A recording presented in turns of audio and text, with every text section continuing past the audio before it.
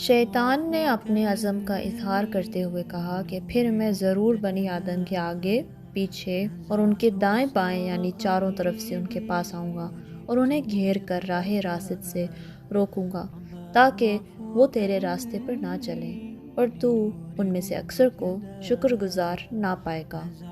قرآن پاک میں آتا ہے، پھر میں ان پر چاروں طرف سے حملے کروں گا، ان کے سامنے سے بھی اور ان کے پیچھے سے بھی اور ان کی دائیں طرف سے بھی اور ان کی بائیں طرف سے بھی، اور تو ان میں سے اکثر لوگوں کو شکر گزار نہیں پائے گا۔ حضرت عبداللہ بن عباس رضی اللہ عنہما فرماتے ہیں، سامنے سے مراد یہ ہے کہ میں ان کی دنیا کے متعلق وسوسے ڈالوں گا،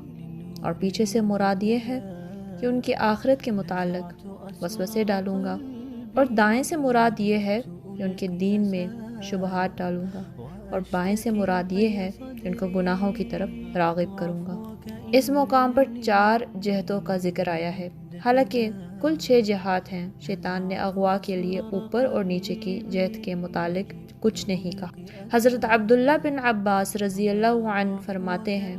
یہ اس وجہ سے ہے کہ نیچے سے تو غضب الہی یا سزا ہی آ سکتی ہے، اس لیے اس طرف سے شیطان کے بہکانے کا کوئی چانس نہیں، اور اوپر کی طرف سے بھی شیطان کا بس نہیں چل سکتا، کیونکہ اوپر کی طرف سے صرف اللہ کی رحمت کا نزول ہوتا ہے،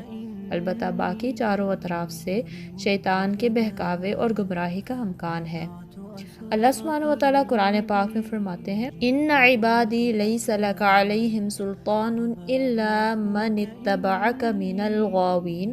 یقین رکھ کہ جو میرے بندے ہیں ان پر تیرا کوئی زور نہیں چلے گا سوائے ان گمراہ لوگوں کے جو تیرے پیچھے چلیں گے۔